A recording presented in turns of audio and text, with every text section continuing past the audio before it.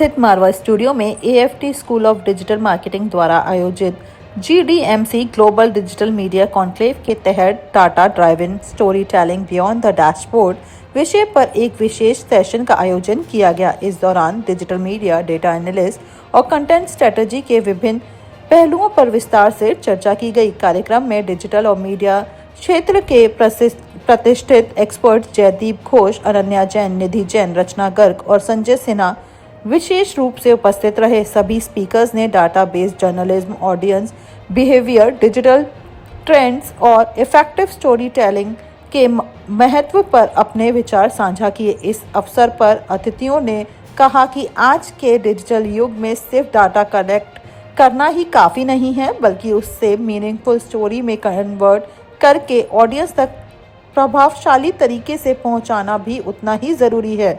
उन्होंने बताया कि डाटा ड्राइविंग स्टोरी टेलिंग के माध्यम से मीडिया ऑर्गेनाइजेशंस ज़्यादा रिलायबल, इम्पैक्टफुल और फैक्ट बेस्ड कंटेंट प्रस्तुत कर सकते हैं। स्पीकर्स ने इस बात पर भी जोर दिया कि डेटा और क्रिएटिविटी के सही मेल ही डिजिटल कंटेंट को अधिक इंगेजिंग और ऑडियंस सेंट्रिक बनाता है। सेशन में पार्टिसिपेंट्स को डेटा को समझने, एनालाइज करने और उसे कंपेलिंग नैरेटिव्स में बदलने के प्रैक्टिकल इंसाइट्स भी प्रदान किए गए।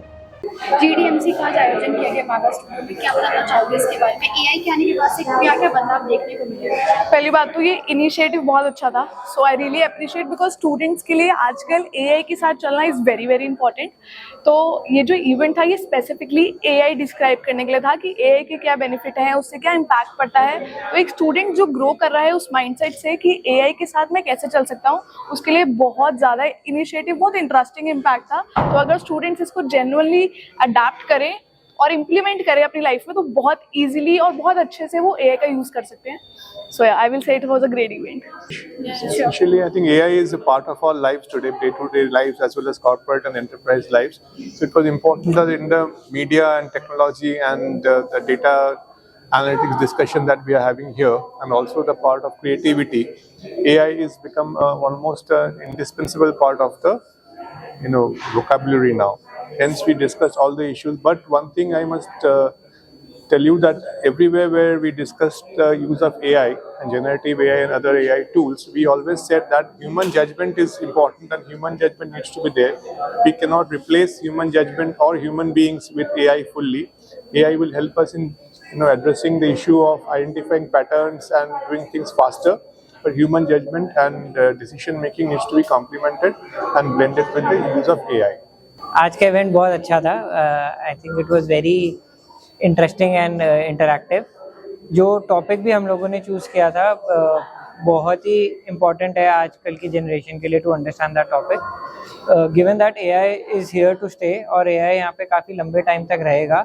बहुत आवश्यक है कि सारे इस बात को समझें कि AI हमें डेटा देगा, AI हमें पैटर्न्स बताएगा और वो हमें ये बताएगा कि पहले क्या सक्सेसफुल रहा है। But going forward it's also important कि जो लोगों की इंट्यूशन है, जो लोगों का जजमेंट कॉल है, वो रिप्लेस नहीं हो रही है। So AI is just an enabler, it's not a value add that can actually replace humans. इसी के बारे में आज बात किया गया है, क्या लगता है क्यों ज़रूरी है और AI के आने के बाद से क्या क्या इंडस्ट्री में और बदलाव देखने को मिलेगा? हिंदी।